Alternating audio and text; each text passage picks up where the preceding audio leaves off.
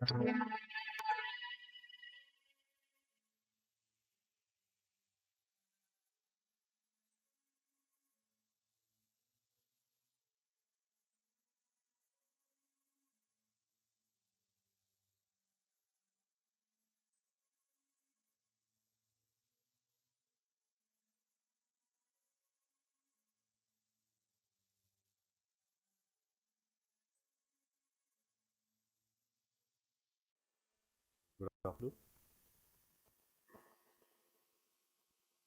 question આવ્યું. In this cosmic scheme of things, universal divine mind,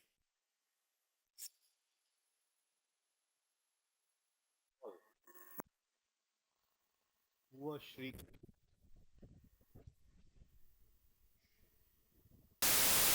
Was or is? Was એટલે historical થયું ને is એટલે mystery થયું કયું છે? હા બંને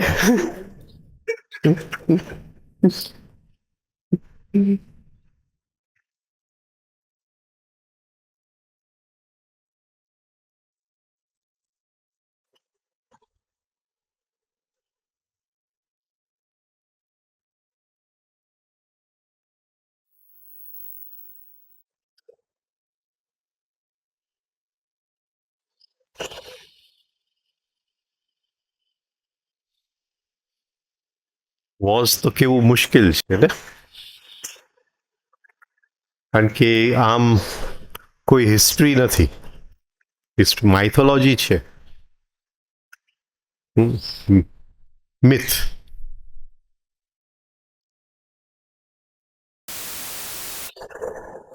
હકીકતે જે પડેલું છે એમાંથી આપણે સત્યને કાઢવું પડે. એ સત્યને કાઢવું પડે એટલે ઇઝોટેરિઝમ. હા, અને then it becomes is. Who is Sri Krishna? Was તો આપણે everybody knows કે he was king of Dwarka, etc. etc. Was.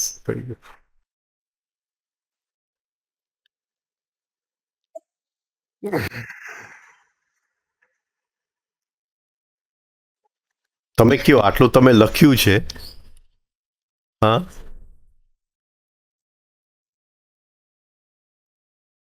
આખું જે સ્કીમ છે એમાં કૃષ્ણ એટલે શું? બોલો. હા, રાઈટ, પણ વોટ?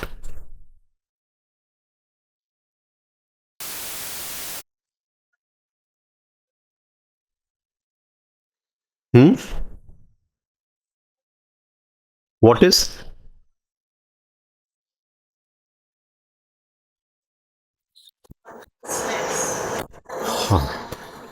હા, એટલે એમનું જે જીવન હતું, હા, એ કોન્શિયસનેસનું વ્યક્તિકરણ એના રોજના જીવનની અંદર એનું જે સરાઉન્ડિંગ જે હિસ્ટ્રી આપણે જોઈએ, જે માઇથોલોજી મહાભારત વોરનું, હા, તો જે વ્યક્તિ કોન્શિયસનેસના પીક સુધી પહોંચી ગયો હોય એનો વ્યવહાર કેવો હોય, રાઈટ? એ જીવનના હર ક્ષણે જીવનની જે આટીગુટીઓ છે, ઉત્તર ચઢાવ છે, પ્રોબ્લેમ્સ જેને આપણે કહીએ, એમાંથી કોન્શિયસનેસ કઈ રીતે રસ્તો કાઢે, સમજાય છે? સવારે આપણે પહેલી વાત શું થઈ ગઈ? પેન્ડ્યુલમના બંને પક્ષની વચ્ચેથી રસ્તો કાઢે. એટલે એને ખબર હતી કે યુદ્ધ થવાનું છે, પણ એ કે યુદ્ધનો નિમિત્ત યુધિષ્ઠિર ન બનવો જોઈએ. યુદ્ધનો નિમિત્ત કોણ બનવું જોઈએ? દુર્યોધન બનવું જોઈએ, રાઈટ? હવે થવાનું જ છે તો શું ફરક પડે છે? જે નિમિત્ત બન્યું, એને કંઈક લો ની ખબર હોય તો જ બોલે ને.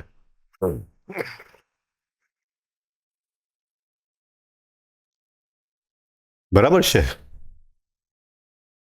એટલે હર ક્ષણે 3 બીજ વવાય છે: નિમિત્તનું બીજ, ઉપાદાનનું બીજ અને મૂળ કારણનું બીજ, આ 3 બીજ રોજ વવાય છે. એટલે નિમિત્તનું એ કારણ આ ન બને યુદ્ધનું. એટલે કે એને ખબર હતી કે થવાનું છે, છતાં એ પીસ માટે ગયા સંધિ. એટલે એ કોન્શિયસનેસ કઈ રીતે વ્યવહાર કરે રોજના જીવન,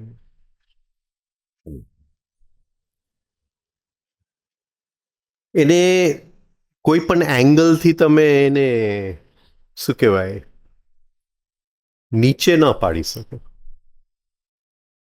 રાઈટ? એટલે એક પૂર્ણતા, કમ્પ્લીટનેસ. આપણને કોન્શિયસનેસની યાત્રા કરવી હોય તો આપણે કઈ ગ્રંથ વાંચીએ? ગીતા. અને એક સાદા માણસને કોઈકનું ખૂન કરવું હોય તો એ ક્યાં પુરાવો શોધે? ગીતાની અંદર. ભાઈ એને કીધું છે કે આ તો શું ફરક પડે છે. એટલે એક એવો જે ગ્રંથ જેને આપણે કહીએ, જે this end of the stick to that end of the stick, એની અંદર બધું સમાઈ જાય ને. એટલે પૂર્ણ અવતાર એને કે. પૂર્ણ એટલે તમે કોઈ પણ છેડેથી એને પકડી ન શકો. બધાય પેન્ડ્યુલમના બધાય ઓપોઝિટ્સ એની અંદર સમાઈ ગયા હોય. રામને આપણે પૂર્ણ અવતાર નથી કહેતા, કારણ કે એ મર્યાદામાં રહી અને કોન્શિયસનેસ કઈ રીતે વર્તે. જીવન સોસાયટીની મર્યાદા શું છે, મા બાપની મર્યાદા શું છે, રાઈટ, એની અંદર કોન્શિયસનેસ કઈ રીતે વર્તે, તો એ આપણે રામ અવતાર કહીએ. પણ કોન્શિયસનેસ એની પૂર્ણતાની અંદર, જ્યાં એની ઉપર કોઈ પણ બંધન ન, જ્યાં એને માતા પિતાને માનવું હોય ત્યાં માની લે, અને ન માનવું હોય ત્યાં ન માને. જ્યાં સોસાયટીના બંધનને માનવું હોય ત્યાં માની લે, ને જ્યાં ન માનવું હોય ત્યાં પોતાનું નવું સોસાયટીનું બંધન બનાવી નાખે, નવા નિયમો બનાવી નાખે. એટલે એ જે એનું કમ્પ્લીટનેસની અંદર કોન્શિયસનેસ કઈ રીતે વ્યક્ત કરે એ શ્રી કૃષ્ણ. આ જે તમે લખ્યું છે એની અંદર ક્યાં?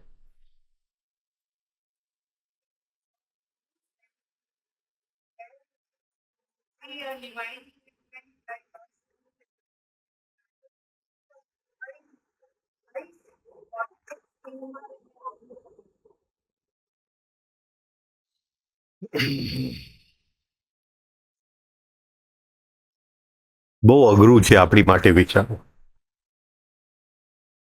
કારણ કે આપણે લોજિકલ માઇન્ડથી વિચારવા જોઈએ, આપણા મનથી.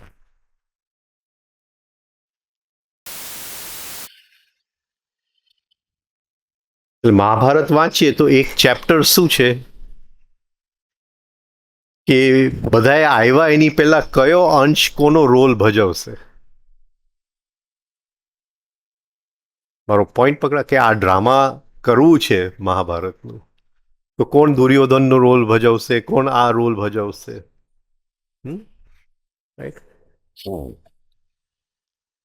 એટલે અંશ અવતરણનું એ ચેપ્ટર છે.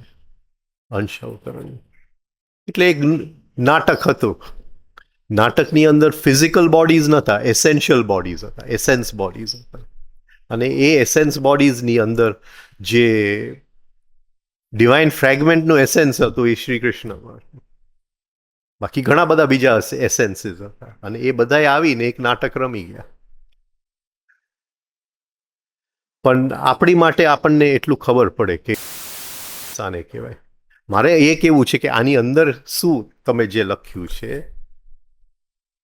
that which watches divine mind is Krishna. જે ડિવાઇન માઇન્ડનું જે ડિવાઇન માઇન્ડ એટલે 3 ફોર્સીસ. માઇન્ડ એટલે શું? માઇન્ડ શેનાથી બનેલું છે, વણેલું છે શેનાથી? 3 ફોર્સીસ. એનું વણતર જ 3 ફોર્સીસ થયું છે. એટલે માઇન્ડનું જે કાપડ છે એ 3 ગુણથી વણાયેલું કાપડ છે. અને એ કાપડનો વણકર અને એનો જોવાવાળો કૃષ્ણ છે. કૃષ્ણ છે, રાઈટ. અને એ નાવ આપણી અંદર, નાવ અને એ સ્ટેટ ઓફ કોન્શિયસનેસ સુધી આપણે પહોંચી શકીએ. રાઈટ? એટલે હુ વોઝ ને હુ ઇઝ આપણે ક્યાં શોધવા જવાનું? ડિફિકલ્ટ છે. છતાં એવા સંતો થઈ ગયા જે વોઝને ફરીથી ઉત્પન્ન કરી શક્યા. કહેવાય છે કે મીરાએ કોઈ દિવસ કૃષ્ણને જોયો નહોતો, પણ જે વોઝ હતું એને ફરીથી સંવેદનાથી ઉત્પન્ન કર્યું. હમણાં હું તાવડિયાજીનું વાંચતો હતો કે સંવેદનાની શક્તિ કે લોએસ્ટ લેવલે 5 ઇન્દ્રિયોની શક્તિ છે, પણ હાઈએસ્ટ લેવલે એ શ્રી કૃષ્ણની જે સંવેદના આવે છે એ પણ સંવેદનાની શક્તિ છે. એટલે એને એનર્જી ઓફ સેન્સિટિવિટી, એને શ્રી કૃષ્ણ તો નથી વાપર્યું, પણ આપણે સમજીએ. રાઈટ? તો એ કે આ એક એવી એનર્જી છે, એનર્જી ઓફ સેન્સિટિવિટી, હા, કે એ લોએસ્ટ લેવલે હું આનું સંવેદના લઈ શકું અને હાઈએસ્ટ લેવલે ડિવિનિટી જે જોવા વાળો છે એની પણ સંવેદના લઈ શકું. બરાબર છે? એટલે એ એનર્જી ઓફ સેન્સિટિવિટીને આપણે શું કહેશું? ગો. રાઈટ? અને એ એનર્જી ઓફ સેન્સિટિવિટી જે એનું ઊંચામાં ઊંચો આયામથી નીચામાં નીચું આયામમાં જે ખેંચી શકે એને શું કહેશું? ગોવર્ધન. એટલે સંવેદનાની શક્તિ જે છે, હવે સંવેદનાની શક્તિના 2 આયામ છે. એક બહારની સંવેદના લેવું, એક અંદરની સંવેદના લેવું. પોઈન્ટ પકડાય છે? તમારી સાથે બોલું છું, હા, તમારી સાથે બોલું છું, એની સાથે તમને જોઈ, તમારી આંખને જોઈ આમથી આમ થાય છે, એ સંવેદના લઉં તો એ શક્તિ ક્યાં જાય છે? અટેન્શન દ્વારા બહાર જાય છે. રાઈટ? અટેન્શનની ઉપર સવાર થઈને હું તમારી સંવેદના, પણ તમે કદાચ દૂર છો મારાથી, તો આ વસ્તુ નજીક છે તો હું આની એ લઈ શકું. રાઈટ? કોલ્ડ છે, હોટ છે, સ્મૂથ છે, રફ છે. હવે સાથે બોલું છું અને તમને પસંદ આવે છે એટલે પ્રશંસા થાય છે, અને પ્રશંસા થાય છે એની અંદર મારે કઈ ફિલિંગ આવે છે એની પણ હું સંવેદના લઈ શકું. રાઈટ? આનંદની ફિલિંગ આવે છે, સેલ્ફ લવ વધે છે, મારો ઇમેજ વધે છે એનું ફિલિંગ આવે છે, કંઈક નવી અન્ડરસ્ટેન્ડિંગ ખીલે છે એનું ફિલિંગ આવે છે. એટલે અંદરના ફિલિંગ બદલાતા જાય છે. રાઈટ? તો આ સેમ જે એનર્જી ઓફ સેન્સિટિવિટી છે એ તમારી એ સેન્સિટિવિટી લઈ શકે, મારી અંદર જે ચાલી રહ્યું છે એ સેન્સિટિવિટી. હવે એમાં જો હું એક નવો સંસ્કાર પાડી દઉં કે અંદર જે ચાલે છે એની સંવેદના લે, તો હવે એ અંદરની યાત્રા કરશે. અને તાવડિયાજી કહે છે એ છેક હાઈએસ્ટ પોઈન્ટ સુધી જઈ શકે છે. સંવેદનાની શક્તિ, એ સંવેદનાની શક્તિ કૃષ્ણ છે. Lowest to the highest Krishna છે. રાઈટ? એને એ બહાર પણ સંવેદના લે છે તો એને પોતાની જ સંવેદના આવે છે. રાઈટ? એની કંઈક સ્થિતિ જુદી છે એ શક્તિ, પણ આપણે એ શક્તિની અંદર એનો અત્યારે સંસ્કાર એવો છે કે હજી મારે બહાર લેવું, કાલે આ શાક ખાવું, કાલે આ કરવું, કાલે તે કરવું. પણ એ જો એનું સંસ્કાર અંદર શું ચાલી રહ્યું છે હશે, તો એ પ્રત્યાહાર કહેવાય.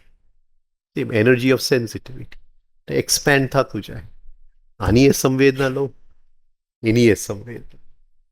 Govardhan, Krishna, energy of sensitivity. એટલે આપણે વાર્તા છે નરકાસુરની. કૃષ્ણએ નરકાસુરને મારી નાખ્યો. 16,000 રાણી હતી કેદની અંદર. એટલે એક પોઈન્ટે અહીંયા મલ્ટિપ્લિસિટી છે. 16,000 વસ્તુ છે જેની આપણે સંવેદના લઈ શકીએ અને જીવનમાં એન્જોય કરી શકીએ. 16,000 વસ્તુ છે. અને પછી સંવેદના લેવા વાળો તો એક જ છે. રાણીનો માલિક તો એક જ છે. 16,000 રાણી એ છે એનર્જી ઓફ સેન્સિટિવિટી. એની બધી રાઇટિંગ્સની અંદર પણ શરૂઆત એનર્જી ઓફ સેન્સિટિવિટીથી કરે છે, પણ એ કહે છે છેક સુધી એ એનર્જી તો છે જ. એ કૃષ્ણ છે આપણી માટે. એ કૃષ્ણ છે. એનું આપણે વર્ધન કરતા જાય, એક્સપેન્શન કરતા જાય. બરાબર? બોલો.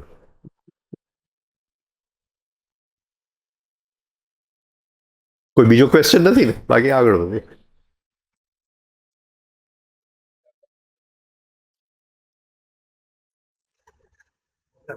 શેનું?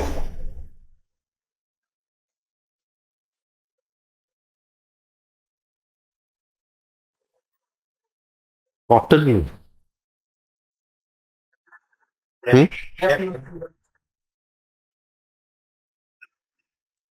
થોડી બધી કન્ફ્યુઝન છે.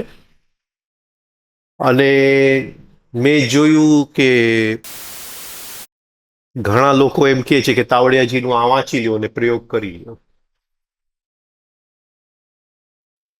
રાઈટ? એટલે કંઈક ગ્રુપ ચાલતું હોય છે ને કોઈક લખે છે કે ચેપ્ટર 1 આને વાંચી લ્યો અને પ્રયોગ કરી લો. સ્પેશિયલી જે લેફ્ટ નોસ્ટ્રિલ બ્લોકિંગના પ્રયોગ છે. Left nostril block. Right nostril blocking જે છે એ નેગેટિવ ઇમોશન માટે છે. Sensitiveness to sensitivity.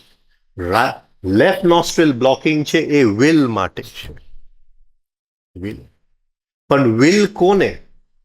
જેને 2482 માંથી 522 થઈ ગયું છે. બરાબર છે? એટલે જેનામાં હવે થોડું પોઝ, રિએક્શન ને એ રોકી શકે છે. રિએક્શનને એ શું કહેવાય, એમાં ખેંચાઈ નથી જાતો, આઈડેન્ટિફાય નથી થતો, એ રોકી શકે છે. એ 248 માંથી શેમાં આવ્યો છે? 522 માં આવ્યો છે. કે યાત્રા કરી રહ્યો છે. હજી 522 એસ્ટેબ્લિશ ન થયું. હજી જો લાઈફમાં રિએક્શન આવે છે તો તમે વિલ વધારશો તો એ 2 ને આપણે 4 ને વધારશે. એ 5 ને નહીં વધારે. એટલે કોઈ પણ લોકો જો આવી રીતે કહેતા હોય કે તાવડિયાજીનું આ વાક્ય વાંચીને તમે તમારી મેળે પ્રયોગ કરો, એકમાં લખવા વાળો તું હતો. હા, પ્રયોગ કરવાનો નથી. તમને પૂછીને કરે. તાવડિયાજીએ કોઈ પણ વાક્ય સરળ રીતે લખ્યું નથી. એને બધું એ રીતે લખ્યું છે યુઝ કરવા માટે. એટલે એ રીતે તમે પ્રયોગ નહીં કરતા. હા, તમે કાં તો દારાભાઈને પૂછી લ્યો. હા, દારાભાઈ કરાવે છે તો એમને પૂછી લ્યો કે તમે એની માટે લાયક છો કે નથી લાયક. તમારી અંદર પોઝ બેસવા માંડ્યું છે કે નથી બેસવા. પોઝ બેસવા માંડ્યું, હવે વિલ વધારે. પણ હું જોઉં છું અમુક છે, એક બેન છે રાઈટ નોસ્ટ્રલ લેફ્ટ નોસ્ટ્રલ બ્લોકિંગ કરે છે. ઓબ્સ્ટિનસી ગઈ નથી. શું કે ઓબ્સ્ટિનસી? જડતા ગઈ નથી. એ જ્યાં 5 જણા ભેગા થાય છે ત્યાં તાવડિયાજીના ભાષણોની ઉલટી કરે છે. તો એ વિલ વધારીને એ વિલ શેનું વધારવાનું છે? હવે ઈચ્છા થઈ તાવડિયાજીના ભાષણની ઉલટી કરવાની, પોઝ કરો તો તમે વિલ વધારો ને તો તમારામાં 522 આવે. જ્યાં ત્યાં. આ તો જસ્ટ એક કહું છું તમને. તો એક નેગેટિવ ઇમોશનમાંથી મુક્તિ માટે છે સેન્સિટિવનેસ ટુ સેન્સિટિવિટી. આ એનું બેઝિક સાયન્સ છે. Basic science.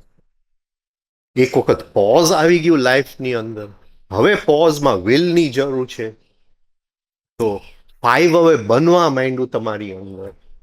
હા, એટલે આ એક ઇન્ડિવિજ્યુઅલ વાત છે. ઇન્ડિવિજ્યુઅલી જે બધા કરે છે શિબિરની અંદર, દારાભાઈને ઇન્ડિવિજ્યુઅલી એક એક જણો જઈને પૂછી આવે કે આ પ્રયોગ એ કરે છે એ બરાબર છે, હજી જીવનમાં રિએક્શન હોય તો ભલે 5 વર્ષ તો 5 વર્ષ રાઈટ નોસ્ટ્રિલ બ્લોકિંગ કરો. પછી મેં તો 1 વર્ષ કરી લીધું, મેં તો 2 વર્ષ કરી લીધું, મેં તો 3 વર્ષ કરી લીધું. અને પ્લીઝ આવી રીતે કોઈ પણ લેક્ચર આપતો હોય કે તાવડિયાજીનું આ ચોપડીને આ વાંચી લેજો, હા, તો એ ઇગ્નોરન્સ છે. ઇગ્નોરન્સ. એવી રીતે તમે તાવડિયાજીના એસેન્સને ઇન્ટરપ્રિટ ન કરી શકો, લિટરલી તો ન જ કરી શકો.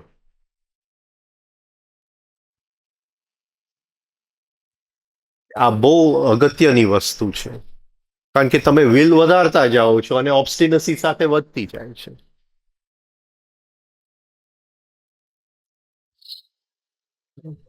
એટલે કઈ જગ્યાએ તમારું વિલ વધે છે, એ સ્પિરિચ્યુઅલ વિલ વધે છે કે વિલ પાવર વધે છે, એ પેલા જોઈ લેજો.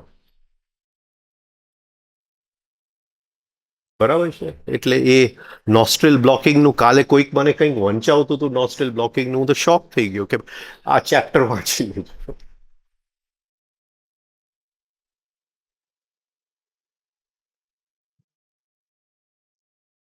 બીજું કે આવા પ્રયોગો હું કરાવતો નહીં.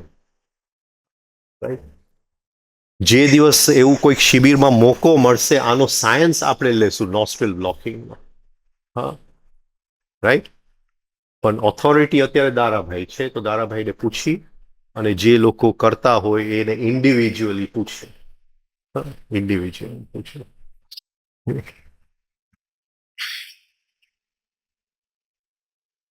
બોલો. ને બીજા કોઈને નહીં. કોઈ પણ બીજો વ્યક્તિ નોસ્ટ્રેલ બ્લોકિંગનો પ્રયોગ બતાવતો હોય તો ત્યાં ચેકો મૂકી દેજો. Except 1 to 4 right nostril blocking, એ બધાને છૂટ છે. બીજો કોઈ પણ નોસ્ટ્રેલ બ્લોકિંગનો પ્રયોગ કોઈ બતાવતો હોય ત્યાં ચેકો મૂકી દેજો.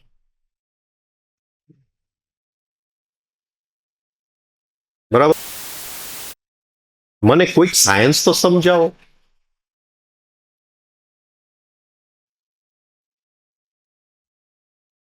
કોઈક એક વ્યક્તિ જેને લખ્યું છે કે આ ચેપ્ટરને આ વાંચી લેજો, એ સાયન્સ તો સમજાવે ને નોસ્ટ્રેલ બ્લોકિંગ ની પાછળ શું સાયન્સ છે.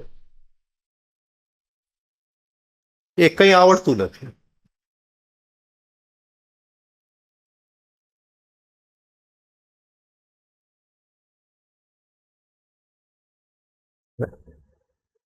બોલ. હવે આગળ જાય આપણે. એટલે સવારે આપણે જોયું we think but do not see our thoughts.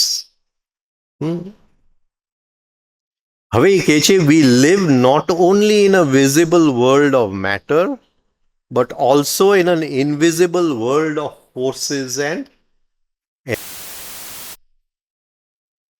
એટલે આપણે બે દુનિયામાં સાથે જીવીએ છીએ.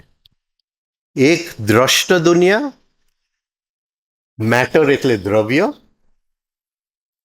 દ્રવ્ય જ ને, દ્રવ્ય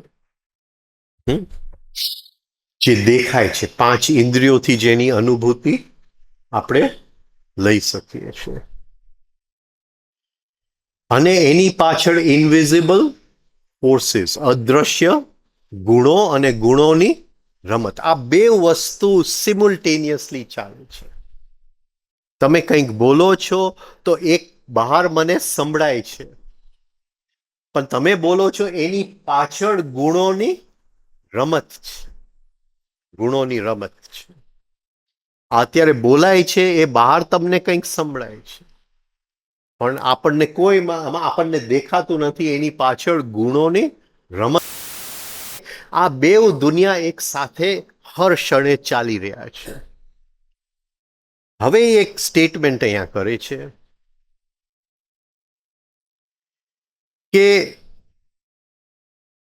in the invisible world of forces and energies that produce the visible things in our environment. એટલે એ દેખીતી જે દુનિયા છે, જેની અંદર મારું ઘર આવ્યું, મારી વસ્તુઓ આવી, મારા સંબંધો આવ્યા, રાઈટ? જે દેખાતી દુનિયા છે, એ કહે છે કે એનું કારણ ક્યાં પડેલું છે? અદ્રશ્ય દુનિયા. તો મારા ઘરે આ ગાડી છે તો એનું કારણ ક્યાં છે? અદ્રશ્ય ફોર્સીસની અંદર. અને મને જો આવડી જાય એ અદ્રશ્ય ફોર્સીસની અંદર કંઈ પણ બદલાવું તો મારે આ દુનિયામાં હવે ત્યાં સુધી આપણને લઈ જાય છે. એટલે saying all the visible things, હરેક વસ્તુ જે આપણને દેખાય છે, it is produce by something in the invisible. જે અદ્રશ્ય છે એના કારણે છે. વી રેકોગ્નાઇઝ ધીઝ વિઝિબલ ફોર્મ્સ. એટલે વિઝિબલ ફોર્મ આપણને દેખાય છે. And we sense the invisible forces. આપણને ક્યાંય સંવેદના છે કે આની પાછળ જે કારણ છે એ કોઈક અદ્રશ્ય કારણ છે. હવે આ સમજવું જરા આમ અઘરું છે એ રીતે.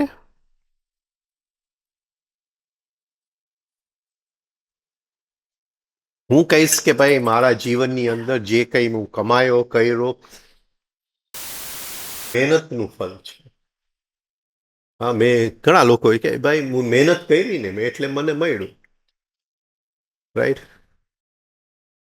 તો એની અંદર હું રેકોગ્નાઇઝ નથી કરતો કે એ જે બહાર વ્યક્ત થયું, મને કંઈ પણ મળ્યું હોય, પ્રતિષ્ઠા મળી હોય, પૈસા મળ્યા હોય, હા, જે કંઈ મળ્યું હોય, રાઈટ, એની પાછળ કારણ તો હું જ છું, પણ એ અદ્રશ્ય કારણ છે એ મને દેખાતું નથી. અને એની લીધે મારી એનર્જી ઓફ સેન્સિટિવિટી જે છે, સંવેદનાની શક્તિ છે, એ સંકોચિત થતી જાય છે. સંકોચિત થાય પછી એ અદ્રશ્ય દુનિયાની મને સંવેદના રહેશે નહીં.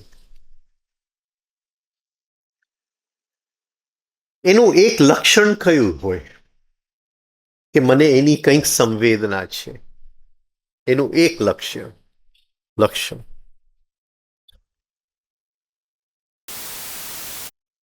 બે લક્ષણ બતાવો. ચલો ને, એક નહીં, બે. બોલો બોલો. તો ટેકો લઈને બેઠા.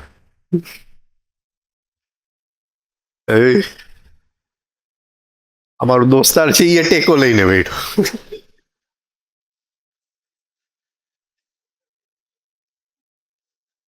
અદ્રશ્ય કારણ બંનેની પાછળ શું કામ ટેકો લીધો? તારે તો શરીર ખમાતું નથી એટલે ટેકો લીધો ને. હા, બરાબર છે.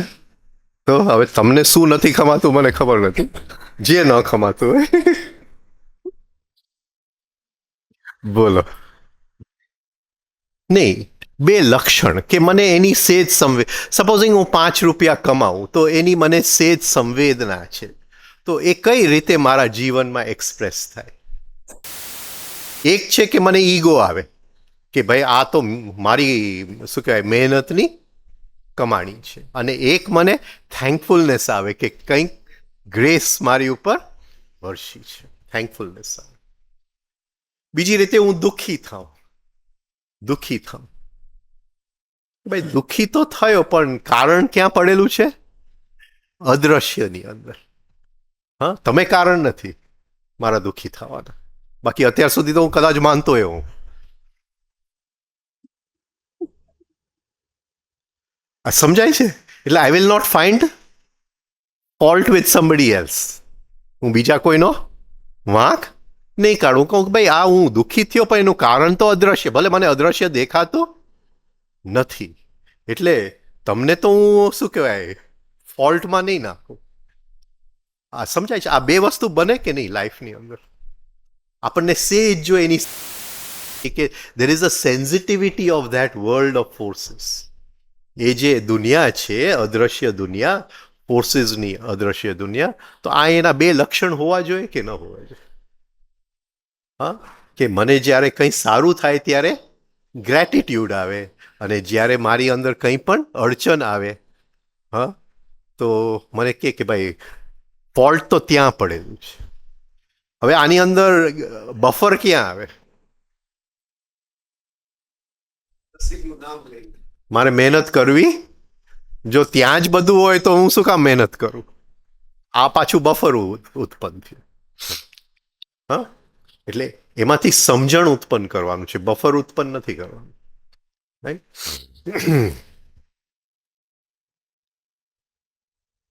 We recognize these visible forms and we sense the invisible forces behind them through a power, a mind, which we call mind. એટલે હવે એને અહીંયા મનનું એક ડેફિનેશન આપ્યું. એ મન એટલે શું? જે બહારનું દ્રષ્ટ દુનિયાને જોઈ શકે છે, એન્જોય કરી શકે છે, સમજી શકે છે, અને જે એની સાથે એ ક્ષણે અદ્રશ્યની સંવેદના લઈ શકે છે. આ બંને વસ્તુ જે એકી સાથે કરે છે થ્રુ અ ફોર્સ, એ મનને એક યંત્ર તરીકે નથી કહેતા, through a force we call the, એક શક્તિ છે. આ શક્તિનું નામ છે મન. No human being has ever seen a mind. મનને આપણે જોઈ શકતા નથી. મનની અંદર શું પડેલું છે એ જોઈ શકાય છે.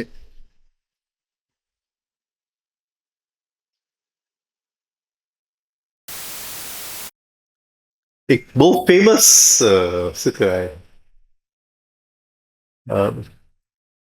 ગુરુ હતા. એનું આ ફેમસ વાક્ય, please see the content of your mind. કોણ? Please observe the content of your mind, the content of your mind. Huh? J. Krishnamurti. Sir, can you see the content of your mind? એમ ના કે can you see your mind? એ કહેશે can you see the content of your mind? અને તારા મનમાં શું પડેલું છે એ દેખાય છે. No human being has ever seen mind. Everything we do, individually or collectively, begins first in the thought of the thing.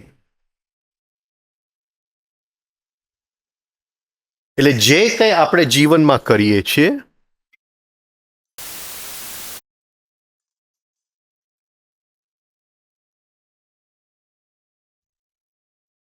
એની શરૂઆત ક્યાંથી થાય છે?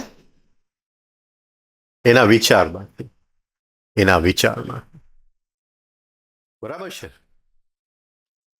હા, તમારા ઘરમાં તમારા સોફા આમથી આમ કરવા તો પહેલા ક્યાં આવશે? એનો વિચાર આવશે. રાઈટ?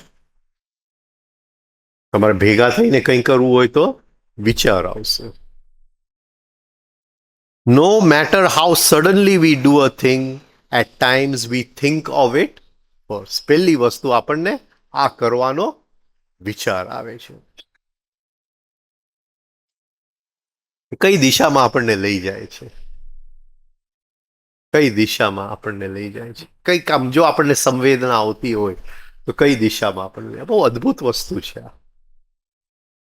કઈ દિશામાં લઈ જાય છે?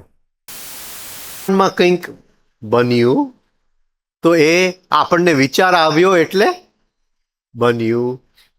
તો આપણે દુનિયામાં જોઈ રહ્યા છે કે પહાડો છે, નદીઓ છે, તો એ એના મનમાં વિચાર આવ્યું હશે ત્યારે બન્યું હશે. હા, એના મનમાં એ કંઈક એ દિશામાં આપણને લઈ જાય છે. કંઈક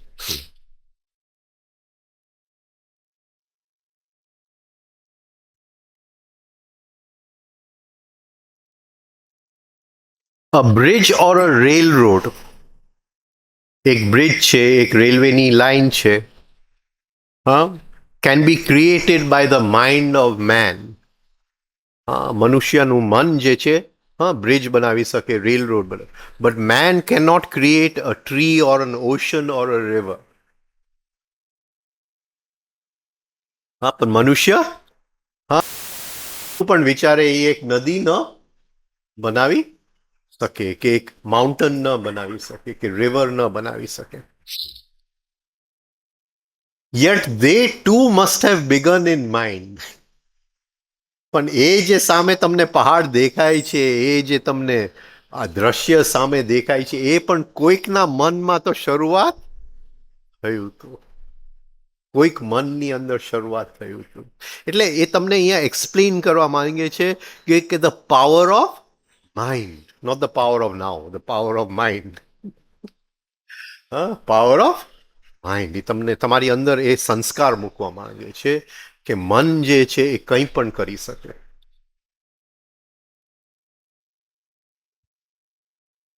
In what mind and with which thought did they begin?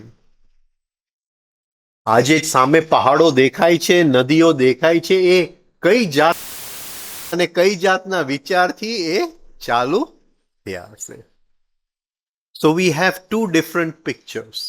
One springs from the efforts of man on the visible plane, and the other is directed from some invisible plane.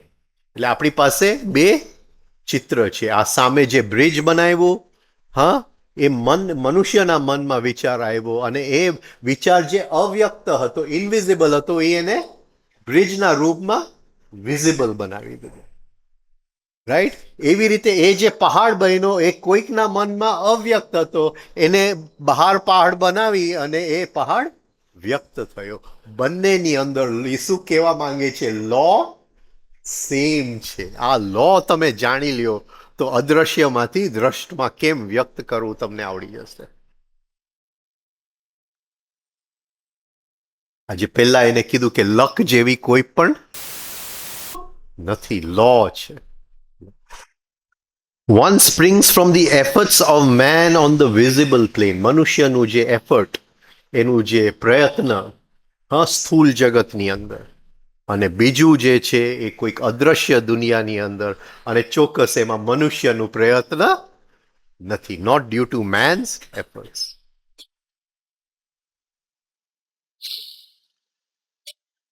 હવે અહીંયા પ્રશ્ન શું આવે? જો આપણે આટલું સમજી ગયા કે એક મન છે જેનું મનુષ્યનું મન છે, એની અંદર એને વિચાર આવ્યો કે એક બ્રિજ બનાવવું છે, કે એક રેલવે લાઈન બનાવી છે, તો એ એને બનાવી નાખ્યું. એક કોઈકનું મન છે જેની અંદર કદાચ એને કઈ જાતનો વિચાર આવ્યો અને પહાડ કે નદી કે એવું કંઈ બનાવી નાખ્યું. થોડુંક આની આ બે વસ્તુની અંદર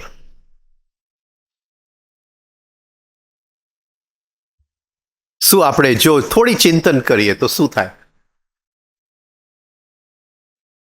મનુષ્યને કોને બનાવી? એ પણ એક વિચારમાંથી જ ચાલુ થયું હશે ને, એ મનની અંદર. એ મનની અંદર આ તમને અહીંયા હજી આઈ ડોન્ટ થિંક કે તમને પકડાય છે એ જે તમને બતાવવા માંગે છે.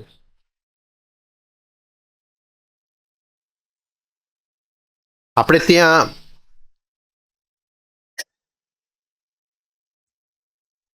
એવા પ્રયોગો હતા કે આપણે એક જીનને બનાવી શકીએ,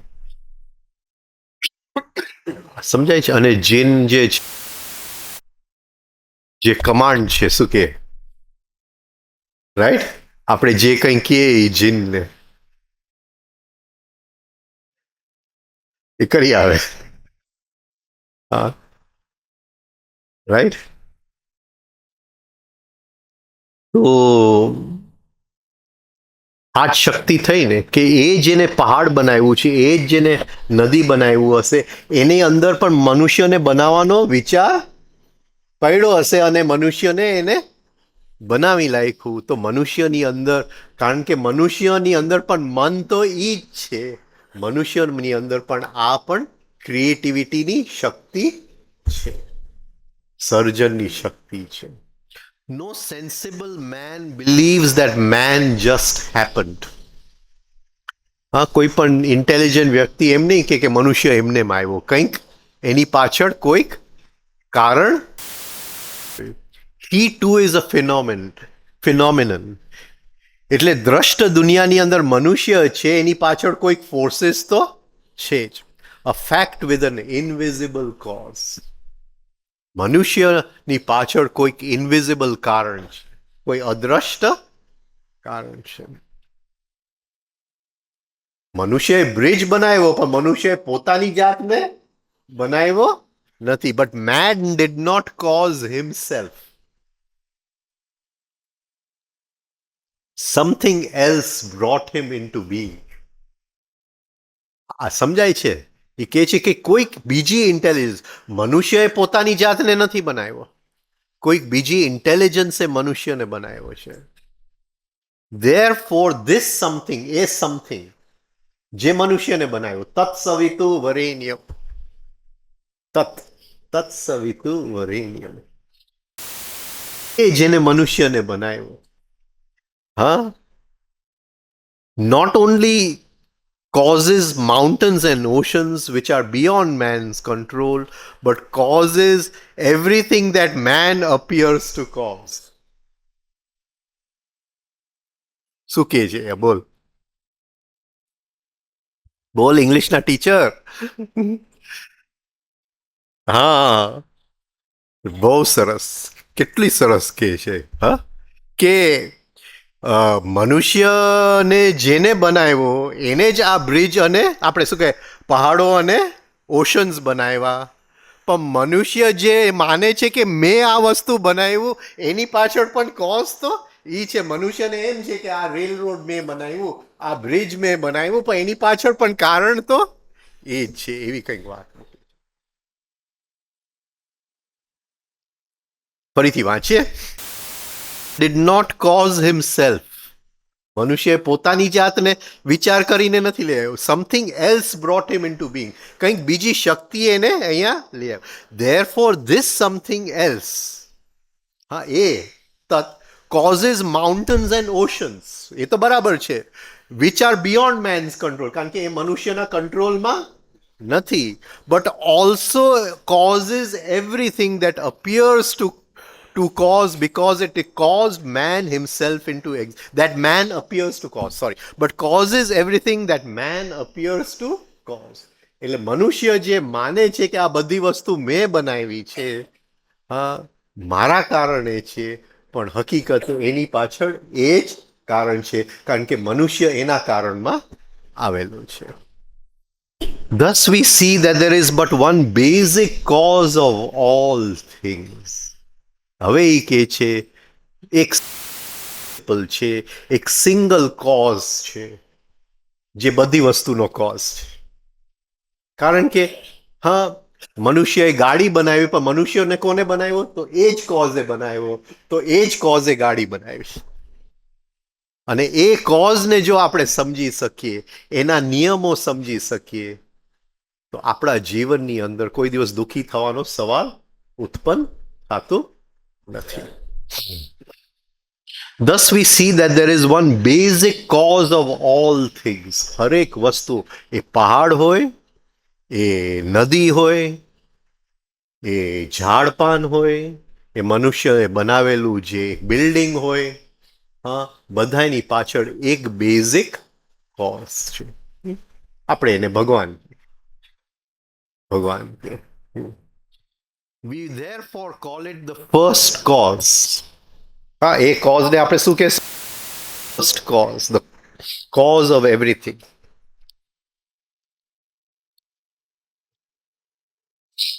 હમણાં જૂના નોટ્સ વાંચતો તો મારા મહાભારત ઉપરના. એટલે Duryodhan effect, Dhritarashtra cause, Bhishma cause of cause, Bhishma cause of cause. સમજાય છે? એટલે આખા મહાભારતની અંદર ફર્સ્ટ કોઝ કોણ છે? Bhishma. Bhishma first cause.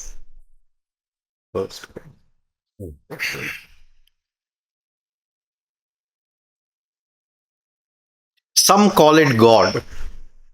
Whatever term we use, it or that operates through mind. એટલે એ જે ફર્સ્ટ કોઝ છે એને તમે ગોડ કયો, હા, જે કંઈ કયો ફર્સ્ટ કોઝ. પણ એને પણ કામ કરવું હોય તો કોના દ્વારા કામ કરવું પડે?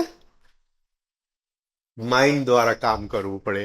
મનુષ્યને પણ કંઈ બનાવવું હોય તો પણ માઇન્ડ દ્વારા કામ કરવું. That operates through mind. And since it causes all things, we call it or that universal mind.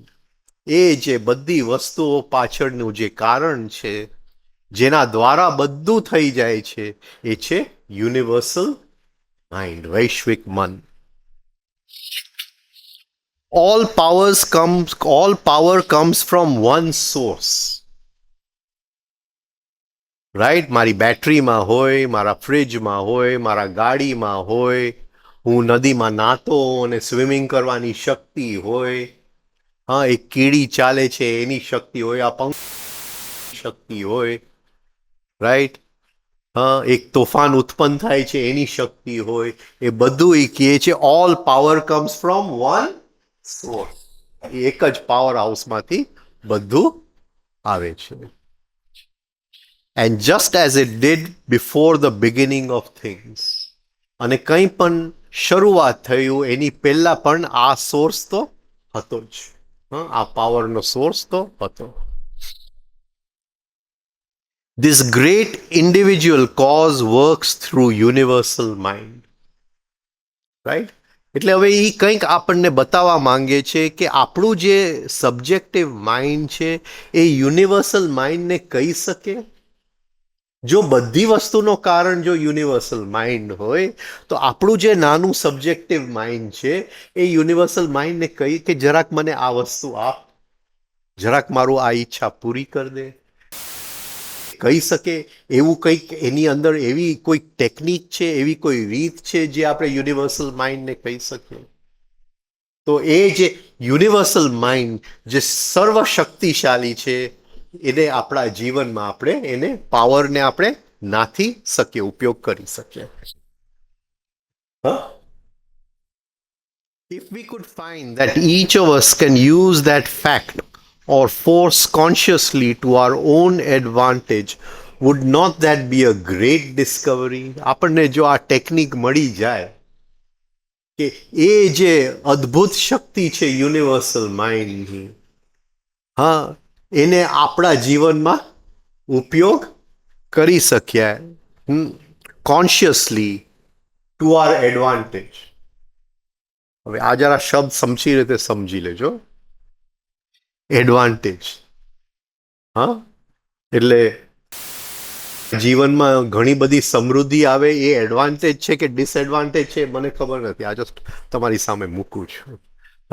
Right? એટલે એડવાન્ટેજ શબ્દને જરા સરખું સમજવાની જરૂર છે.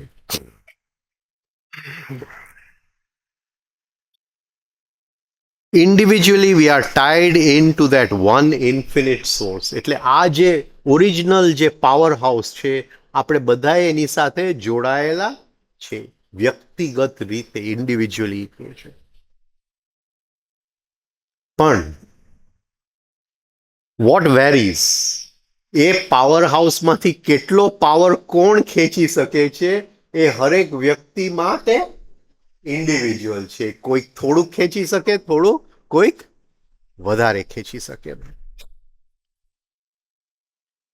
And individually vary a lot in the amount of power we develop in voltage.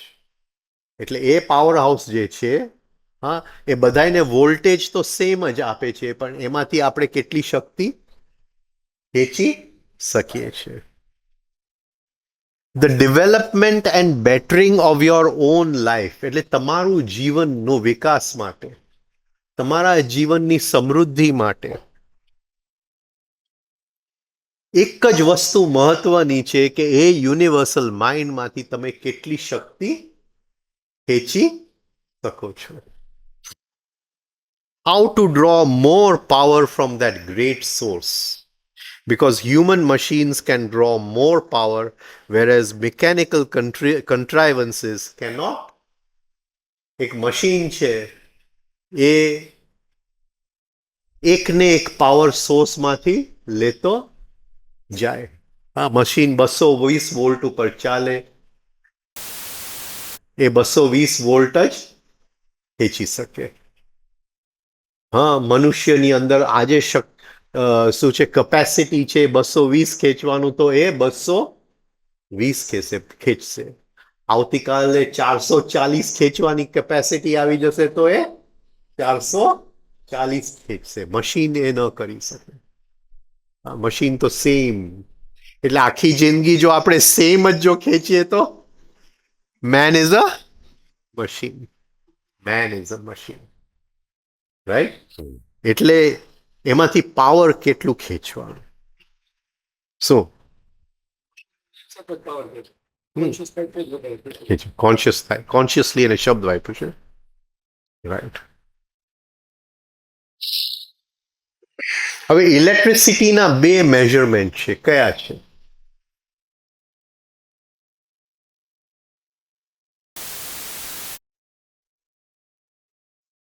Voltage અને એમ્પિયરેજ. એમ્પિયરેજ. Voltage એટલે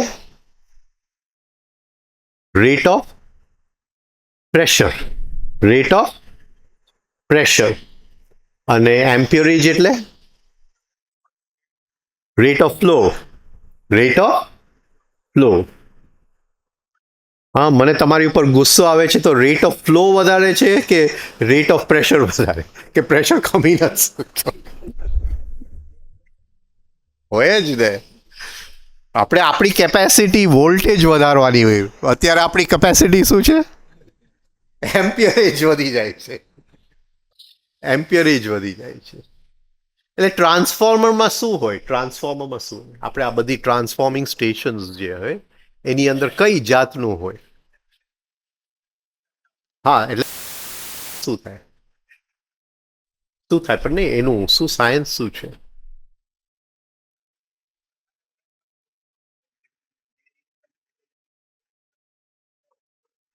શું થાય?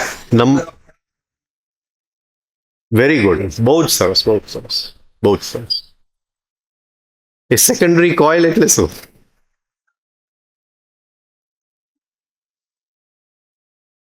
મારી અંદર બહુ પૂર્વાગ્રહ છે. તમારી સાથે ગાંઠ છે, આની સાથે ગાંઠ છે, મને આ નથી ગમતું ને તે નથી ગમતું ને બ્રેડે ખાવું નથી ગમતું, અને હું તો ઓલું શું કહે કુવાનું જ પાણી પીવું ને, રાઈટ? એટલે કોઇલ વધારે છે કે ઓછા છે? એટલે કોઇલ વધારે હોય તો એમ્પિયરેજ વધે કે વોલ્ટેજ વધે? એમ્પિયરેજ વધે. કોઇલ જેટલા વધારે એટલે એમ્પિયરેજ વધે, કોઇલ જેટલા ઓછા એટલે વોલ્ટેજ વધે. એટલે એક પ્રાઇમરી કોઇલ હોય, બીજું સેકન્ડરી કોઇલ. હા, અને જે ટ્રાન્સફર થતું હોય ઇલેક્ટ્રોમેગ્નેટિક ઇન્ડક્શનથી. ઇન્ડક્શનથી. એટલે મારે સ્ટેપ ડાઉન કરવું હોય આ બાજુ, હા, રાઈટ? 440માંથી 220 કરવું હોય તો અહીંયા મારે કોઇલ વધારવા પડે, અને મારે સ્ટેપ અપ કરવું હોય તો કોઇલ ઘટાડવા પડે. ઘટાડવા પડે, રાઈટ? હવે આપણે જોવાનું કે કોઇલ વધે છે કે કોઇલ ઘટે છે. તો ધડ થઈને બહાર નીકળી જતું હોય તો કોઇલ વધારે છે, તો ત્યાંથી આપણે ખેંચી નહીં શકીએ. ત્યાંથી ખેંચી નહીં શકીએ, રાઈટ? અને અંદર જો રહેતું હોય, હા, એને કોઈ કોઇલમાં જવા ન દે, વધતું જાય, પ્રેશર વધતું જાય તો વોલ્ટેજ વધતું જાય, આપણી કેપેસિટી વધતી જાય, એમાંથી વધારે ખેંચી હાયર વોલ્ટેજ હવે ખેંચી શકશું, રાઈટ? એટલે કોન્શિયસલી આ કરવાનું છે. કોન્શિયસલી આ કરવાનું છે. હા, એ તમારા પૈસા લઈ જાઓ તો કોઇલ વધી જાય. હા, વધી જાય. અને દુઃખી થવું એટલે એક કોઇલ વધી જાય. બરાબર છે? એટલે આ ધીસ ઇઝ ધ, એ કહે છે કે એ મોટું કોઝ છે ઇલેક્ટ્રિસિટીનું. એ બધાને સરખું વોલ્ટેજ આપે છે, પણ આપણામાં કેટલું કેપેસિટી છે એ વધારવાની કે ઘટાડવાની. એ જો બહાર ફ્લો થતું જાય નેગેટિવ ઇમોશનની અંદર, તો કોઈ દિવસ વોલ્ટેજ વધશે નહીં. હા, વધશે.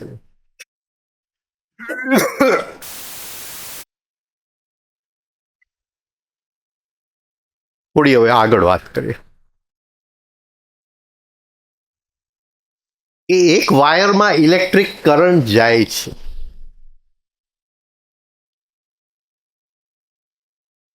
તો એ ઇલેક્ટ્રિક કરંટ જાય છે વાયરની અંદર. તો વાયરની આજુબાજુ શું બને છે? Electromagnetic field. Electromagnetic field.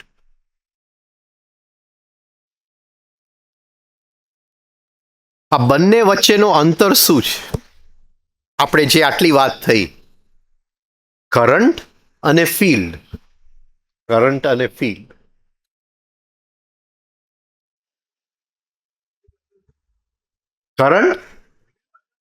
Current અદ્રશ્ય છે, પણ ફીલ્ડ આપણે જો મેગ્નેટિક ફાઇલિંગ્સ મૂકીએ તો ફીલ્ડ જોઈ શકાય છે. અને મેગ્નેટિક ફાઇલિંગ્સ ન મૂકીએ તો એ ફીલ્ડનું ફોર્મ તો અદ્રશ્ય ફોર્મ તો છે જ. એટલે કરંટની અંદર જે છે એ પાવર છે અને ફીલ્ડની અંદર શું છે? ફોર્મ છે. ફોર્મ છે. આ પકડાય છે? આ જરા તમે વિચારની દ્રષ્ટિએ પકડી લેજો. આ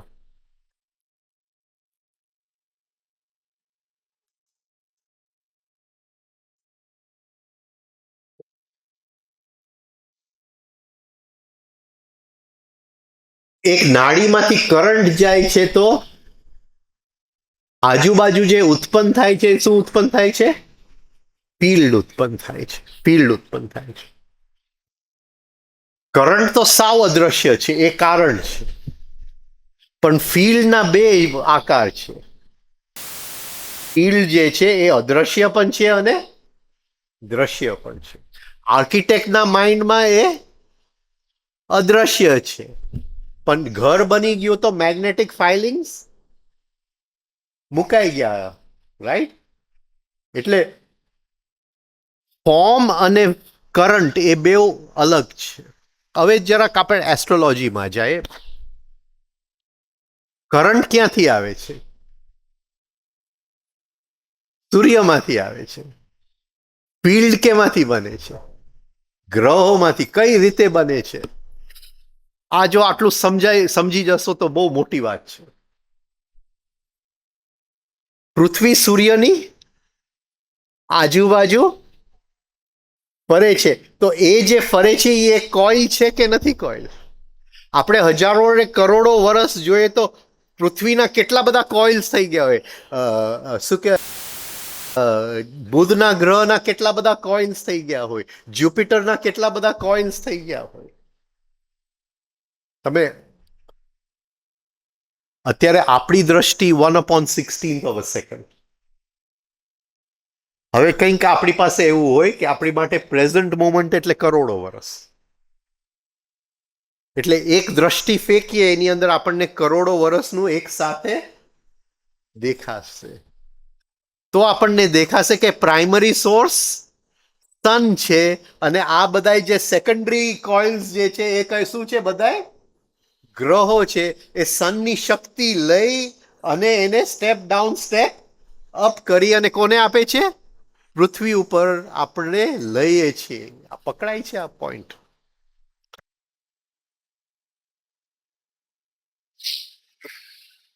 આની ઉપરથી તો આખી એસ્ટ્રોલોજી ઉત્પન્ન થઈ. કે બુધના ગ્રહ એકદમ ફાસ્ટ છે એટલે ત્યાં એમ્પિયરેજ વધારે છે અને વોલ્ટેજ ઓછું છે. પણ શનિનો ગ્રહ એકદમ ધીમી ગતિ, એનું કોઇલ, ત્યાં એમ્પિયરેજ ઓછું છે અને વોલ્ટેજ વધારે છે. એટલે કોઈ એસ્ટ્રોલોજર કહે છે કે તમારા જીવનમાં દુઃખ આવ્યું એટલે શું કહે છે? કે વોલ્ટેજ મળવા આવ્યું. તમે ભાગી નહીં જાતા ભાઈ, વોલ્ટેજ મળવા આવ્યું છે. આપણે ખમી નથી શકતા. આપણે કે દુઃખ થયું ભાઈ, બુધની ગતિ બરાબર છે, એમ્પિયરેજ નીકળી જાય જલ્દી. પણ એ કહે છે કે ઓલું પાવર લેવું હોય તો હા, વોલ્ટેજ. રાઈટ. આ આખી એક સોલર સિસ્ટમ જે છે એ step down step up transformer છે. સન એનો પાવર સોર્સ છે, આપણને હર ક્ષણે મળી રહ્યું છે.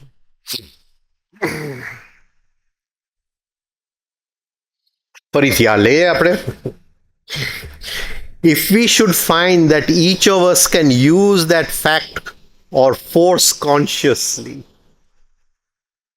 ભલે એ ફર્સ્ટ કોઝ આપણે જવા દઈએ યુનિવર્સલ માઇન્ડ, તો આપણે અત્યારે સૂર્ય સુધી જ જઈએ, એની શક્તિ આપણે કોન્શિયસલી ઉપયોગ કરી શકીએ, it would be a great Discovery, a great Discovery.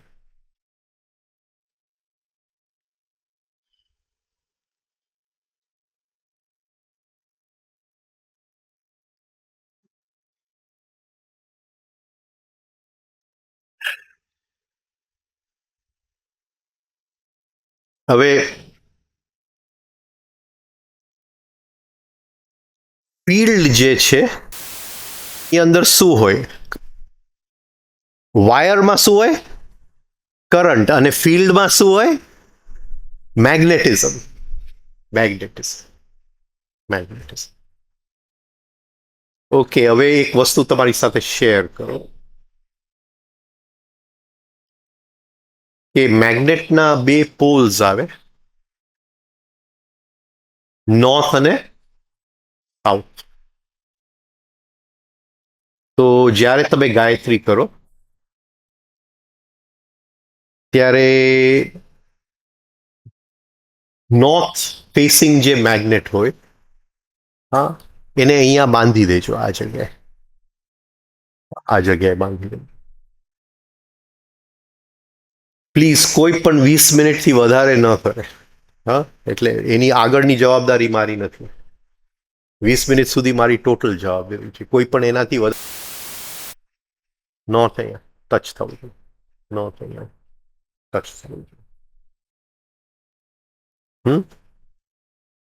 કોઈ પણ ઉતાવળ ન કરે, 20 મિનિટથી વધારે નહીં. આપણે તાવડે જે ગાયત્રીનું ટાઈમિંગ આપી દીધું છે 20 મિનિટ, હા, એમાં કાઢી લેજો. રાઈટ. નોર્થ અહીંયા ટચ થાય.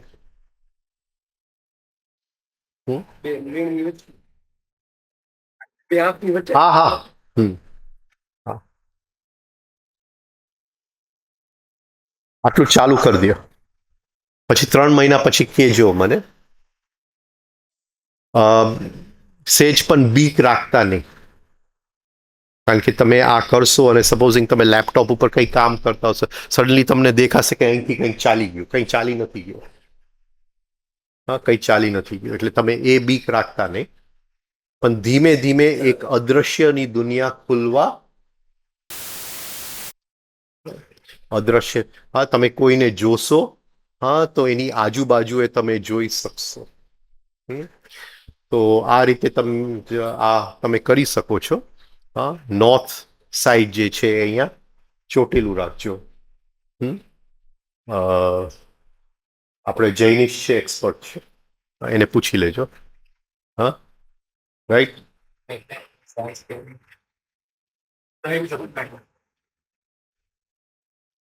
શરૂઆત ચાઇનીઝ મેગ્નેટથી કરજો.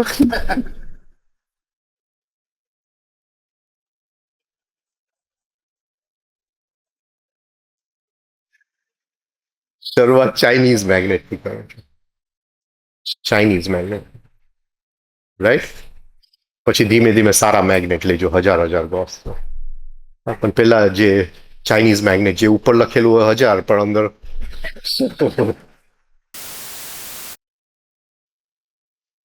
એને મને ઘણા બધા ચાઇનીઝ મેગ્નેટ આપ્યા. હમણાં મેં ખોયલા ને તો બધા એનું ઉપરનું પણ ઉખડી ગયું હતું. એટલે મેં કીધું આ બરાબર છે. એટલે શરૂઆત ચાઇનીઝ મેગ્નેટથી કરો છો. ચાઇનીઝ અહીંયા ટાઈટ બાંધી દેજો. અને 20 મિનિટથી વધારે કરતા નહીં. તો તમને દર્શન થશે કે દ્રષ્ટ પણ ફોર્મ છે અને અદ્રશ્ય, જે એ વાત અહીંયા કરે છે, એ વાતનું તમને શું કહેવાય? Verification. Verification.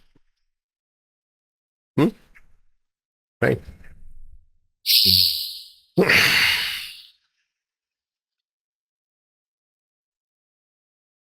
development and bettering of your own life depends on your learning how to draw more power from the source.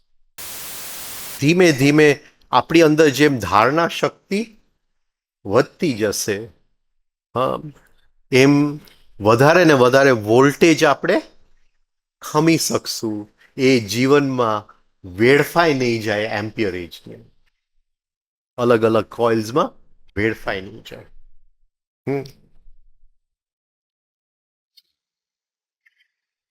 એક પેરા લઈ લે.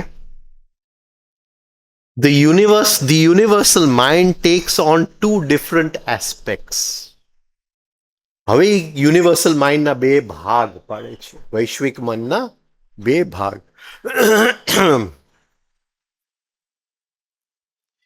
One aspect includes the direction of the activities pertaining to man's normal material environment exterior to himself. એટલે આપણી બહાર જે બધું ચાલી રહ્યું છે એ યુનિવર્સલ માઇન્ડ. પક્ષી ઊંડા મૂકે છે, એના બચ્ચા થાય છે, એના બચ્ચા સાપ ખાઈ જાય છે, સાપને નોળિયું ખાઈ જાય છે. હા, આ જગ્યાએ ફ્લડ આવ્યું, આ જગ્યાએ દુકાળ આવ્યું, આમ થયું, તેમ થયું, અહીંયા પ્રાઇમ મિનિસ્ટર બદલાયો, અહીંયા આમ થયું, રાઈટ? એ બધું કોના દ્વારા થાય છે? Universal mind. Universal. Please understand, એને શરૂઆતમાં આપણને કહી દીધું કે nothing happens which is not law. Nothing happens that is not law. એટલે યુનિવર્સલ માઇન્ડમાં કંઈક અહીંયા ટેરરિઝમ થતું હોય, કંઈક અહીંયા થતું હોય, તો એની પાછળ શું છે? લો છે. આપણને લો દેખાતું નથી, લો સમજાતું નથી, એ અલગ વાત છે, રાઈટ? અને જો એનો આપણે શું કહેવાય ફરિયાદ કરશું, તો આપણામાં કોઇલ્સ વધી જશે. સમજવા જશું તો હા, વોલ્ટેજ વધી જશે. વોલ્ટેજ એટલે કે છે કે માણસની જે પોતાની સૃષ્ટિ છે એની બહાર જે કંઈ થઈ રહ્યું છે, જે કંઈ થઈ રહ્યું છે, હા, એની પાછળ એ બધાનું કારણ ક્યાં પડેલું છે? યુનિવર્સલ માઇન્ડના એક એસ્પેક્ટ, એના એક આયામની અંદર. The other portion of the universal mind, which each of us take charge of the direction and utilization of forces that operate independently of our conscious or objective phase of mind. એટલે આપણું જે conscious mind છે એને મૂકીને આપણી અંદર જે કંઈ ચાલી રહ્યું છે એ કોના દ્વારા ચાલી રહ્યું છે? Universal mind. એટલે હું કોન્શિયસ માઇન્ડથી તમને મારું છું તો એ યુનિવર્સલ માઇન્ડ નું એસ્પેક્ટ આયામ નથી. અંદર ખાવાનું ખાઉં છું અને એ પચી જાય છે તો એ ક્યાંથી આવે છે? Universal mind. Universal mind. It directs the functions of respiration, digestion, and all the automatic functions of the body that sustain life. That sustain life. And that go without our cognizance. This phase of the universal mind we term as subjective. Subjective. Right? એટલે એને બે ભાગ universal માઇન્ડના કર્યા. એક ભાગ જે બહારનું બધું સંભાળે છે, હા, એને ઓબ્જેક્ટિવ કીધું, અને એક ભાગ જે આપણી અંદર કોન્શિયસ માઇન્ડ અલાવા જે કંઈ બધું સંભાળે છે એને એ સબ્જેક્ટિવ. હવે આ સબ્જેક્ટિવ માઇન્ડનું જે પાવર છે એને કેમ આપણે ઉપયોગ કરવો એ સમજી શકીએ, એ આગળ આપણને સમજાવશે. રાઈટ? એ બંધ કરીએ. બોલો, કોઈને કંઈ પૂછવું છે? કંઈ?